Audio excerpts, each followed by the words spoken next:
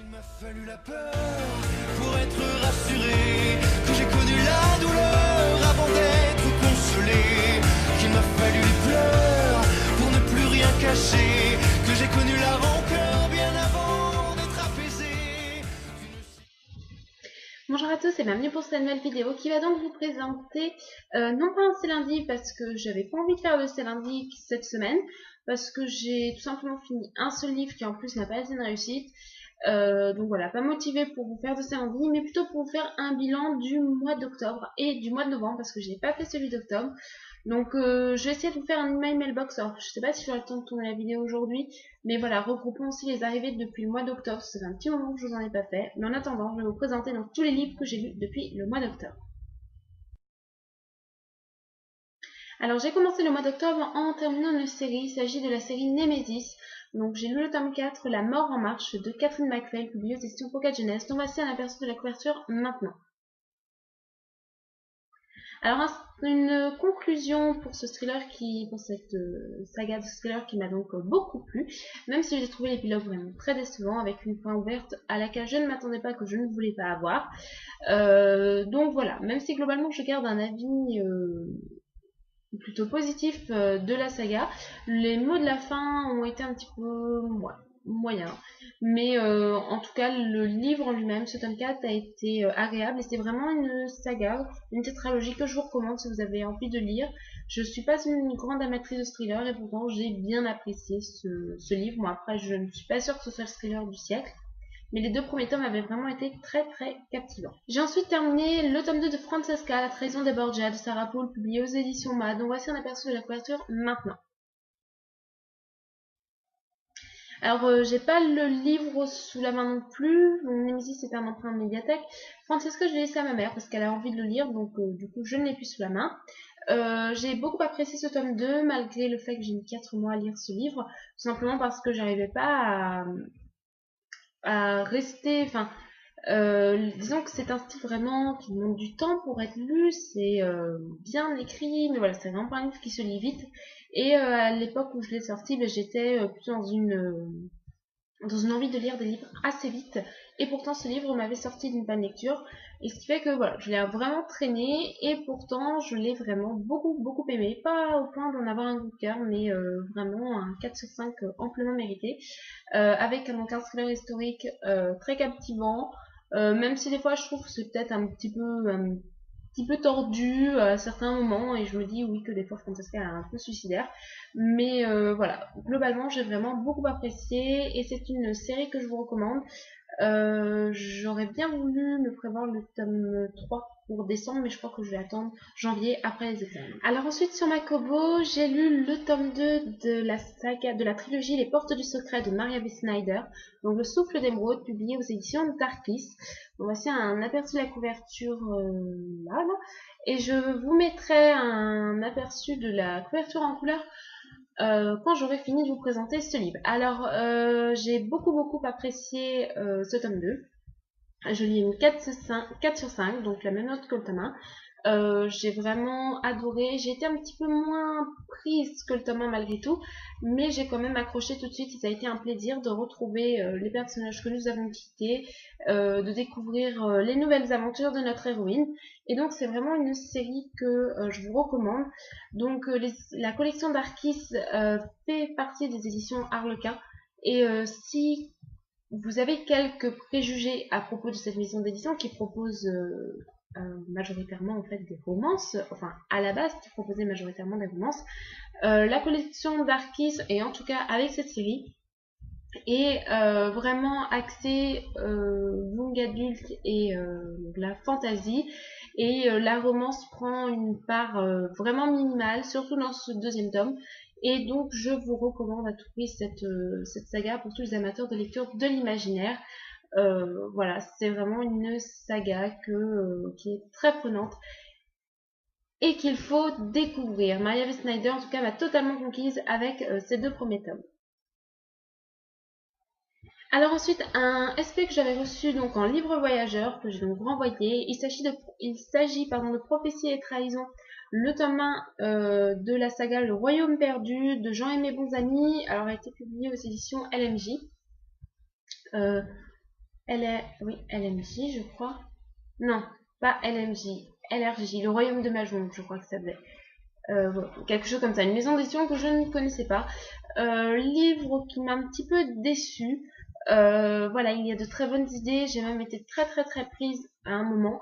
Le problème est que le début je l'ai trouvé assez ennuyeux et que la trame de l'histoire est très attendue. Donc ce qui fait qu'à un moment on attend d'être surpris, on n'est jamais surpris, donc on a un peu marre. Mais voilà, c'est un livre que je peux vous conseiller d'essayer parce qu'il est quand même sympa, mais j'ai été déçue. Il faut pas s'attendre à une histoire innovante et voilà le genre de livre que vous n'avez jamais vu. Pour moi, c'est vraiment une trame déjà vue, mais voilà, ce que propose l'auteur demeure tout de même intéressant. Et si vous avez envie de vous y intéresser, eh bien, n'hésitez pas, pourquoi pas demander le livre à l'auteur et vous l'enverra donc à la suite des autres blogueurs à qui il l'a déjà envoyé. Ensuite, un petit album, le tome 1 des carnets de cerises, donc le zoo pétrifié de Joris Chamblin, Chamblin et Aurélie Néret. Voilà. Alors je sais plus la maison d'édition, mais voici un aperçu de la sublime couverture maintenant. Alors c'est un album qui m'a beaucoup plu, qui est, oui, pour la jeunesse et donc par conséquent assez simple, mais qui quand même a réussi à me nouer la gorge à un moment. Voilà, je trouve ça très beau, les dessins sont vraiment magnifiques et l'histoire en elle-même est vraiment très agréable à lire et à regarder. Donc voilà, si vous avez envie de découvrir ce petit album, la couverture du tome 2 est encore plus belle, je trouve.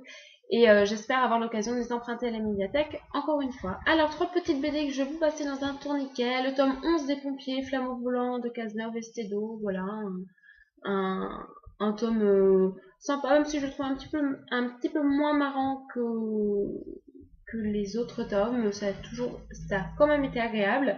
Le tome 4 du Royaume, Voulez-vous m'épouser de Benoît Ferroumou. Je ne sais plus de quelle maison est-ce. Ce que je sais, c'est que je trouve vraiment cette BD niaise, mais que je continue quand même. Voilà, je me marre bien, je hausse souvent les yeux au ciel. Mais voilà, bon, dans ce 4e tome, ce n'est pas un tome extraordinaire, mais voilà, c'est... En fait, on lit quand même, mais je pourrais pas trop vous expliquer pourquoi. Et la dernière BD que j'ai lue, il s'agit du tome 14 des Gendarmes, l'imitation de vitesse de Genefèvre, Sulpice et Cazeneuve, donc voilà, qui a été marrante et qui m'a bien fait sourire. Et voilà, vraiment, c'est ce genre de BD, les pompiers ou les gendarmes, c'est la même collection que les profs. Et c'est vraiment des BD très agréables à lire, même si vous n'êtes pas amateur de BD comme moi en fait. Donc voilà, un petit tourniquet des couvertures maintenant.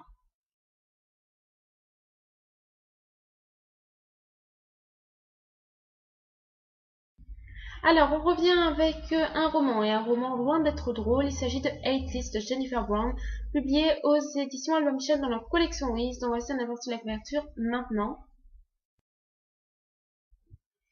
Un one-shot qui m'a beaucoup plu, qui m'a beaucoup remué, qui m'a fait pleurer en fait.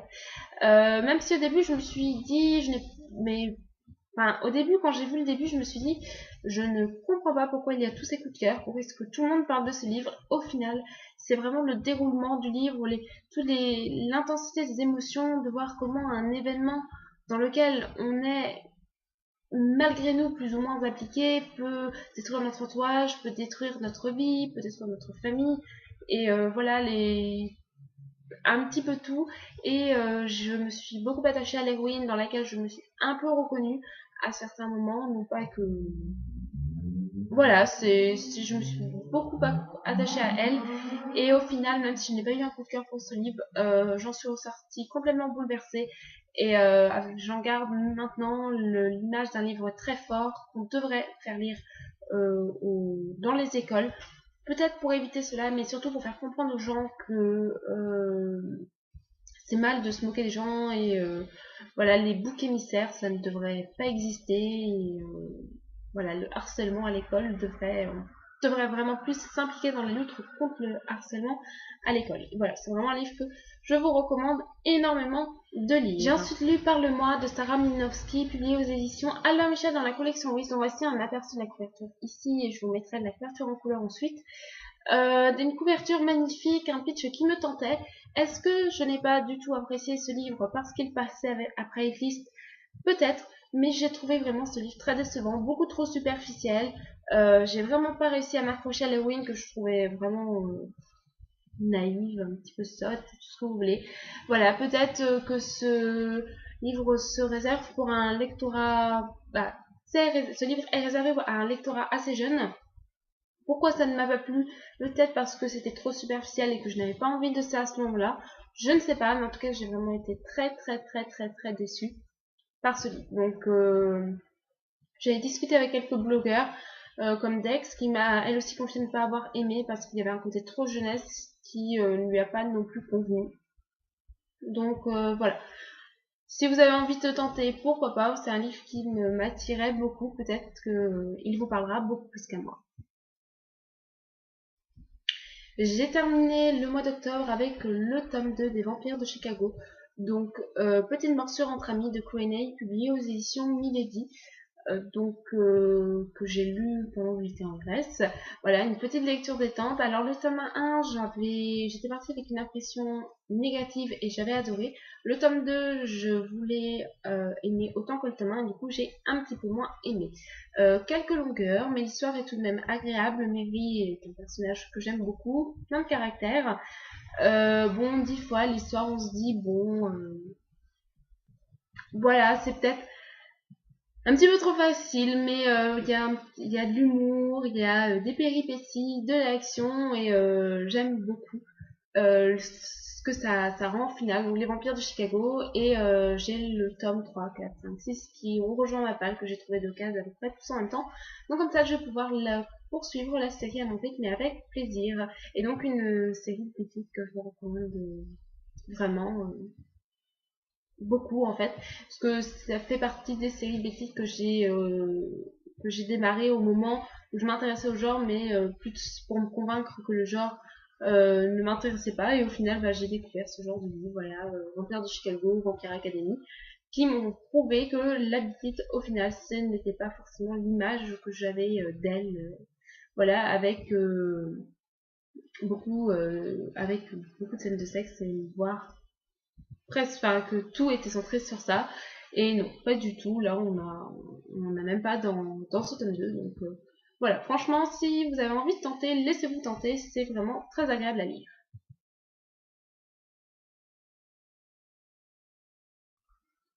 Alors au mois d'octobre, j'ai donc lu 11 livres, ce qui est plutôt pas mal, même si on enlève les 3 BD, je suis vraiment contente de moi.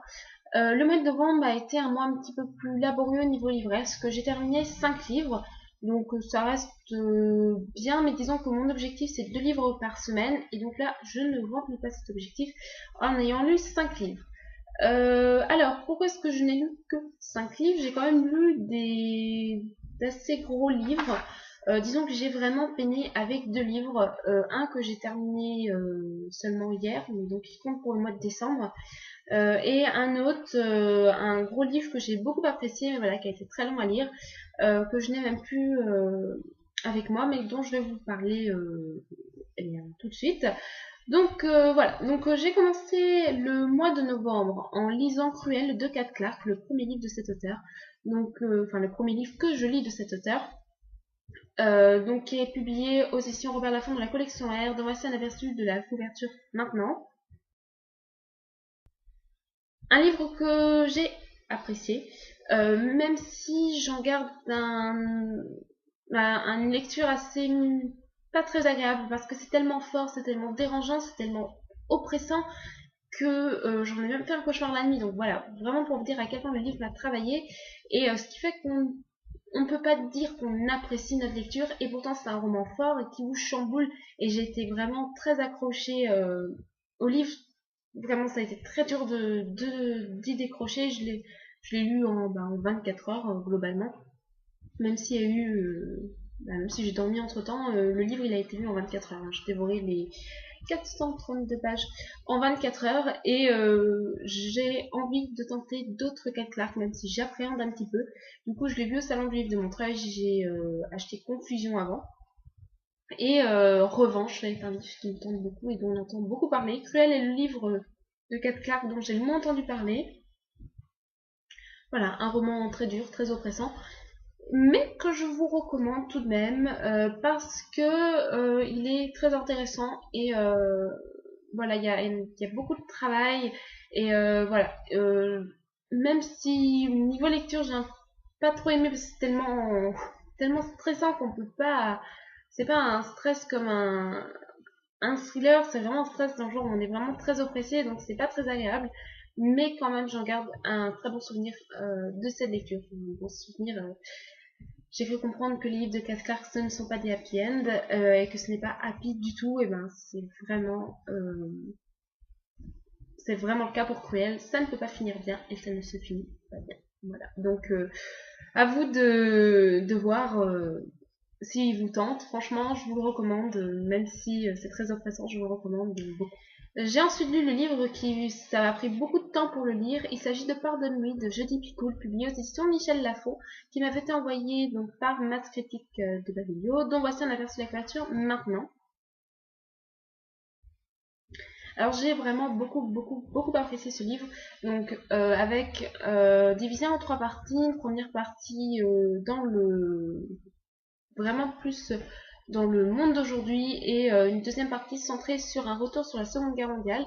Donc c'est très intéressant, là aussi c'est très fort,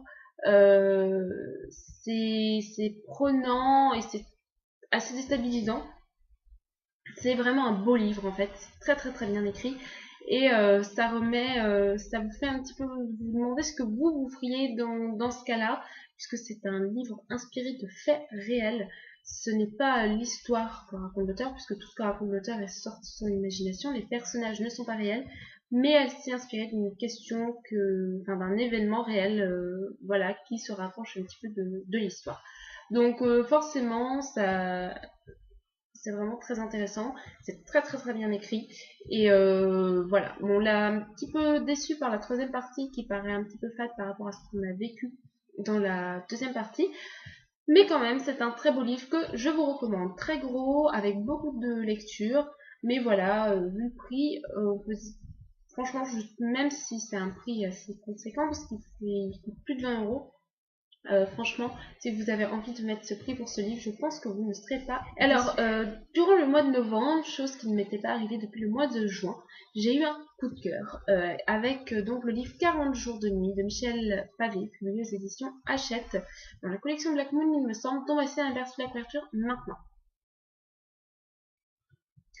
Un livre qui m'a totalement saisi, j'ai eu la trouille avec. Alors déjà, c'est un très bon point pour le livre parce que c'est rare que j'ai peur en lisant des livres. Donc là, j'ai eu la trouille et je suis passée par un peu toute une gamme d'émotions. On est accroché au livre, on a la trouille. J'ai eu une grosse boule dans la gorge, j'ai été très émue à un moment. Et le livre est vraiment très captivant. Donc il est écrit assez gros, il n'est pas non plus très épais. Donc ça se lit vraiment très vite. Et voilà, en étant captivant, on le dévore d'autant plus vite. Mais bon, je vous décommande de le lire dans un endroit où vous êtes seul en fait. Lisez-le dans un endroit où il y a du monde. Parce que, enfin, enfermé dans votre chambre, si, pour que vous ressentiez la trouille, mais qu'il y ait du monde à côté de vous, pour que vous alliez soulager votre trouille après, parce que moi j'étais toute seule dans mon appart et je peux vous dire que je n'étais pas fière. Voilà, mais franchement, si vous avez l'occasion de découvrir ce roman, je vous y encourage vivement parce qu'il m'a énormément plu. Et voilà, ça a été un délice de lire ce livre. J'ai ensuite lu Le Bon Antoine de Marie Desplechin, publié aux éditions Gallimard, donc j'avais reçu en tant que chroniqueuse On lit plus fort. Je l'ai lu dans le cadre du salon de Montreuil parce que je voulais savoir si j'allais voir ou non l'auteur. Au final, je ne suis pas allée la voir parce que je n'ai pas du tout apprécié son livre. C'est marqué à partir de 12 ans derrière, c'est vraiment à partir de 8 ans, c'est très simple, très superficiel. Et comme je discutais avec Proton, le trop bon, trop con, trop bon, trop con, voilà, oui, ça résume assez bien le livre, même si ça ne plaît pas forcément à tout le monde, visiblement, de résumer ce livre à cet adage. Et bien quand même c'est un peu ce que démontre l'auteur, puisque notre héros Antoine est un peu, et bien il est très gentil, un petit peu trop gentil, et du coup bah il lui arrive plein de péripéties en étant trop gentil. Alors en plus ça se lit très vite, c'est écrit très gros, et le résumé nous raconte plus de la moitié du livre tellement il se passe pas grand chose dans le livre et voilà. C'est un style, disons que ce qui m'a arrêté, c'est pas tant le côté jeunesse, c'est vraiment le style de l'auteur auquel je n'ai pas adhéré. Voilà, donc si vous avez envie d'essayer un mari d'Espléchien, pourquoi pas, mais voilà, moi je vais pas franchement vous y encourager plus que ça, puisque je n'ai pas apprécié. J'ai terminé le mois de novembre avec une autre déception, il s'agit du tome 3 de la trilogie Irrésistible Alchimie, donc Irrésistible Fusion de Simone Elkelex, publié aux éditions La Martinière Jeunesse. Grosse déception, je n'ai pas du tout réussi à rentrer dans ce tome 3. Je ne sais pas vraiment ce qui s'est passé. Le personnage de Luis ne m'a pas du tout plu. J'ai eu du mal avec le personnage de Nikki, même si au final je l'ai un petit peu plus apprécié. Mais voilà, je suis vraiment restée très extérieure. Donc vraiment une grosse déception parce que j'avais beaucoup aimé le tome 1, j'avais adoré le tome 2. Et voilà, ce tome 3, bah voilà, ça a été un petit peu la chute. Donc voilà, c'est pas l'avis général du tout. Les gens plutôt tendance à aimer ce tome 3, ce tome 3 pardon, aussi. Voilà, moi j'ai pas réussi à y accrocher, ça a vraiment été pénible de le lire, donc voilà, déçue, mais étant donné que j'ai déjà lu 4 autres romans de Simone Elkelex qui ont été vraiment très agréables, et bien je lirai les autres livres que l'auteur publiera. Tant pis pour ce tome 3, ce n'est pas grave, je le lirai rapidement. Donc voici un aperçu de la véritable couverture maintenant.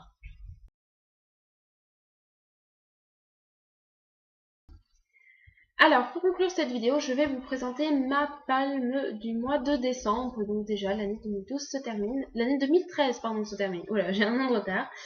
Alors, je n'aurai pas complété tous mes challenges.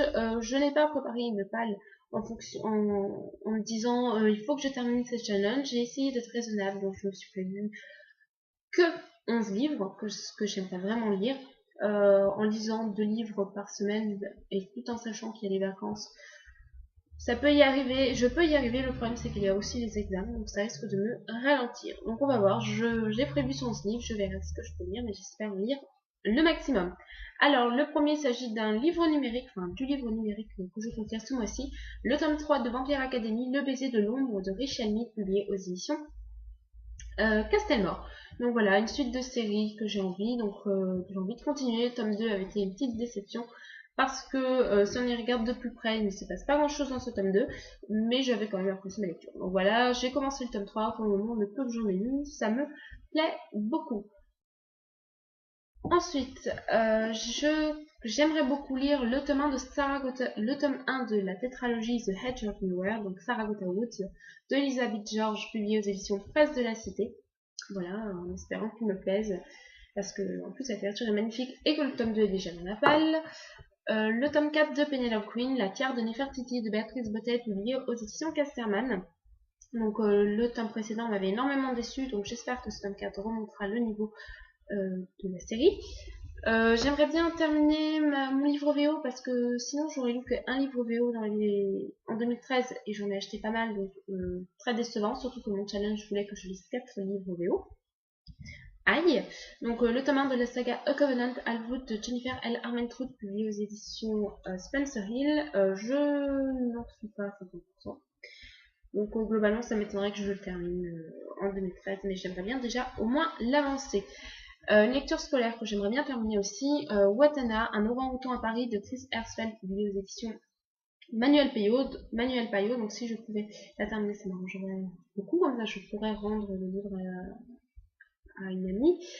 Et voilà, comme ça me ferait acquérir des connaissances avant les examens.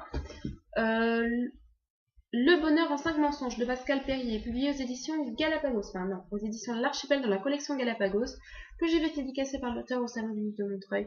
Donc je vous montrerai ça dans la vidéo du compte rendu de Montreuil. Donc je l'ai commencé durant le trajet en train. J'en ai donc 34 pages pour le moment, c'est agréable à lire, donc on va voir si ça continue dans ce sens. J'ai envie de lire aussi, vous avez vu la couverture est magnifique, La Fée des Glaces de Maxence Fermine, publié aux éditions Michel Lafon. Alors c'est considéré comme un tome 3, mais l'auteur m'a plutôt parlé d'aventure indépendante. Donc voilà, j'ai hâte de le lire, il n'est pas très grand. Et puis bon, on m'a vanté cet auteur vers des livres que j'ai rencontrés à Montreuil, il m'a vraiment vanté cet auteur. Donc j'espère apprécier, en tout cas je craque trop pour ses couvertures. Le tome 1 de La Fille Dragon, l'héritage de Tuban de Licia Troisi, publié aux éditions Pocket Jeunesse, que je n'ai toujours pas fini. J'en suis même pas à 50%, mais j'en suis pas loin, mais j'en suis pas à 50%. Voilà, dans la frénésie Montreuil, j'arrivais plus à lire, du coup je n'ai toujours pas fini ce livre. Vengeance, le tome 2 pardon, de la saga Cabaret de Gillian Larkin, publié aux éditions Bayer Jeunesse. J'ai tellement aimé le tome 1, qui a été un presque coup de cœur, que j'ai hâte de lire ce tome 2, et j'espère que j'aimerai tout autant. Avant-dernier livre, le journal infirme de Clara Müller, donc publié de Karim Modani, publié aux éditions Sarbacane dans la collection Exprime. Donc j'espère que j'aimerais, en tout cas la couverture est glauque, mais bizarrement elle m'attire. Et le dernier livre, j'aimerais rattraper le retard que j'ai dans les SP. On lit plus fort, donc je me suis prévu le tome 1 de Hérétique, le mystère Isolde, donc de Philippa Grégory, qui a été publié le 8 novembre, donc le dernier livre que j'ai reçu, et j'en ai d'autres de retard. Voilà. Donc j'espère avoir le temps de lire tout ça, j'espère avoir le temps de rattraper le retard dans mes chroniques. J'ai quelques articles de prévus, mais voilà, cette semaine, mon but c'est de vous faire un email mailbox, au moins une vidéo, pour voilà, vous montrer un petit peu tous les livres que j'ai reçus durant les mois d'octobre et de novembre, de vous faire la vidéo compte rendu de Montreuil, et puis voilà, de lire, et puis bah du coup, pas de samedi pour cette semaine. Voilà, donc j'espère que vous passerez vous aussi un bon mois de décembre, que le Père Noël vous gâtera, et puis bah du coup, voilà, on verra tout ce que le mois de décembre m'apportera au niveau lecture en janvier. En tout cas, je vous fais à tous de gros bisous, et je vous dis donc à un autre jour dans la semaine pour la vidéo compte rendu de Montreuil. Voilà, bisous bisous.